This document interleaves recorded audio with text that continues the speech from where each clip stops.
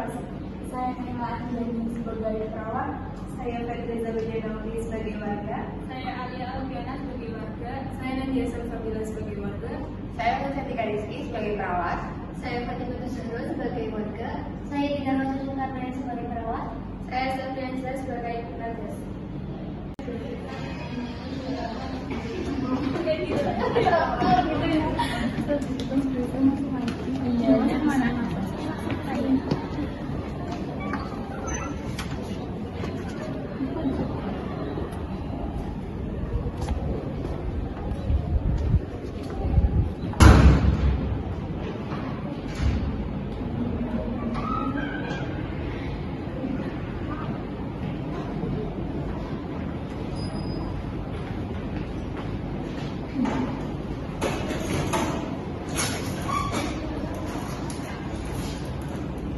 Assalamualaikum warahmatullahi wabarakatuh.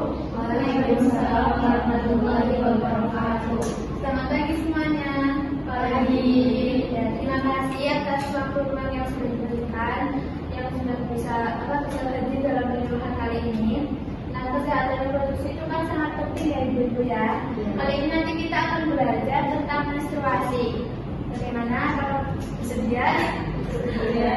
Baik, silakan ibu perawat dimulai.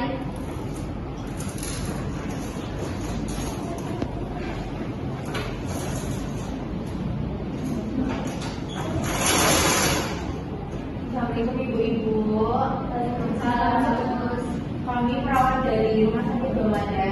Jadi saya akan melakukan penyuluhan tentang kesehatan reproduksi ibu ya, yang lebih spesifiknya tentang menstruasi. Apakah sudah boleh bersedia? Sudah. Sebelumnya perkenalkan saya Cantika Rizky dan dua rekan saya. Saya Nela Anjani. Saya Dina Rosa. Baik, langsung saja akan dijelaskan oleh Ibu Naila. Langsung saja ya, kita bahas menstruasi. Kita bakal memahami siklus alami tubuh. Jadi, saya jelaskan dulu ya, apa itu menstruasi. Menstruasi adalah proses alami pada tubuh perempuan yang terjadi sebagai bagian dari siklus reproduksi. Menstruasi terjadi ketika lapisan dalam tubuh rahim atau endometrium yang telah magang sebagai persiapan untuk kehamilan. Nah, selanjutnya ada siklus menstruasi. Nah, untuk siklus itu ada hari 1 sampai 5, yaitu siklus pada lapisan rahim dulu dan keluar sebagai darah menstruasi. Selanjutnya ada hari 6 sampai 14, yaitu fase folikuler. Nah, fase itu adalah sel telur mulai matang di ovarium dan rahim menyiapkan lapisan jarum. Selanjutnya ada hari 14, yaitu ovulasi. Nah, ovulasi itu sel telur dilepaskan dari ovarium. Ini adalah masa subur kita ya ibu. Dan yang terakhir ada hari 15 sampai ke 28, yaitu fase luteal. Fase ini jika tidak ada pembuahan, maka lapisan rahim akan mulai bersiap untuk tumbuh kembali. Nah, selanjutnya ada tanda dan gejala menstruasi yang akan disampaikan oleh rekan saya. Baik, ibu, sebelumnya kalau ibu di badan menstruasi, rasanya gimana? Apa yang dirasakan? Sakit pada bagian pusing. Sakitnya di bagian mana? Bawah. Oke. Di sini benar ya, gejala yang udah dialami itu ada sakit perut, sakit pinggang, perutnya semua kram-kram gitu ya, pusing juga, badan lemas. Nah, di sini saya akan jelasin gimana cara menanganinya. Ibu-ibu bisa gunain terapi kompres hangat pada perut. Olahraga seperti yoga, juga bisa minum teh herbal. Namun, jika nyerinya terasa berat, ibu-ibu bisa menggunakan obat anti-inflamasi seperti ibuprofen. Namun, dosisnya harus tetap ya, sesuai resep. Baik, selanjutnya tentang kebersihan saat menstruasi akan dijelaskan oleh rekan saya ya. Baik ibu-ibu, saya akan menjelaskan tentang kebersihan menstruasi. Apa saja sih kebersihan menstruasi itu? Kebersihan menstruasi itu ada 3 ibu-ibu. Yang pertama, ganti pembalut setiap 4 sampai 6 jam atau lebih sering jika volume darahnya itu banyak. Dan yang kedua, cuci tangan sebelum dan sesudah mengganti pembalut. Dan yang ketiga, gunakan air bersih ya Ibu untuk membasuh area genitalia dan hindari sabun berpewangi. Apakah sudah paham? Baik.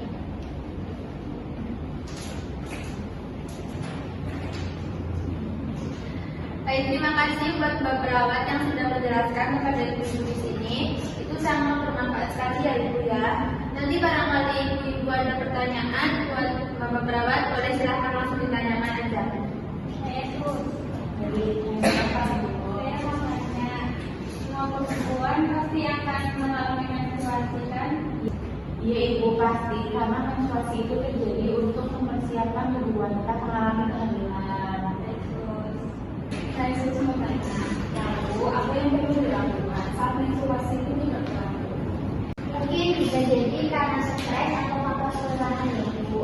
Terus, cara mengatasinya mungkin bisa dengan cara kalau semisal siklus menstruasinya itu tidak ada selama 3 bulan, bisa Ibu konsultasikan kepada tenaga kesehatan atau ke rumah sakit atau puskesmas terdekat.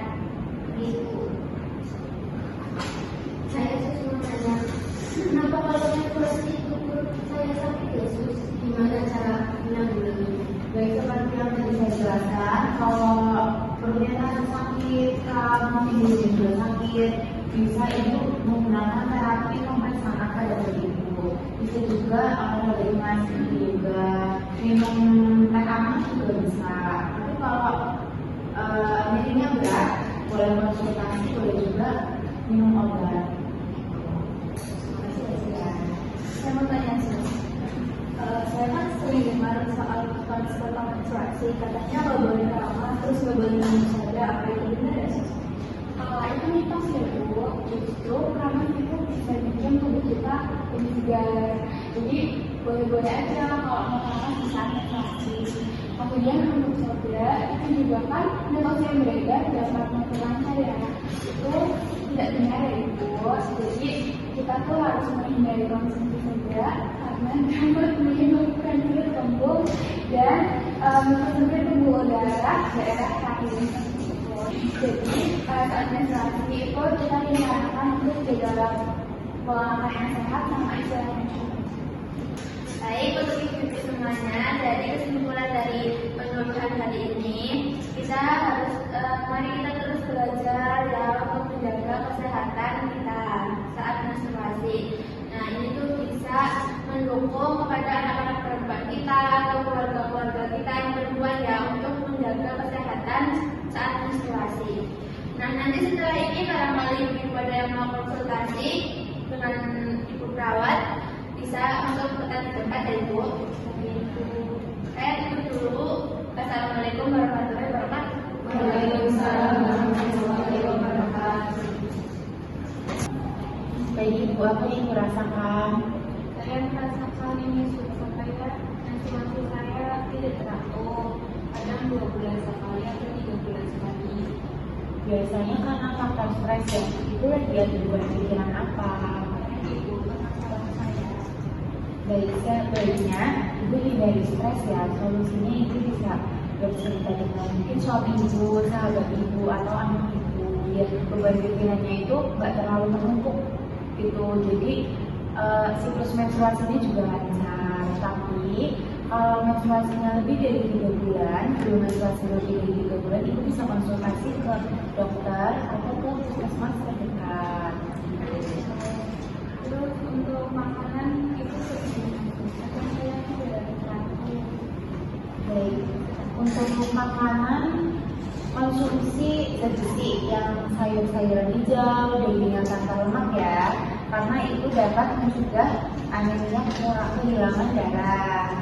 Ibu juga harus hindari makan makanan asin, manis, dan berlemak. Juga jangan minum minuman yang mengandung gas ya seperti soda. Gitu. Saya sudah selesai konsultasinya. Terima kasih ya Bu. Ya, sama-sama.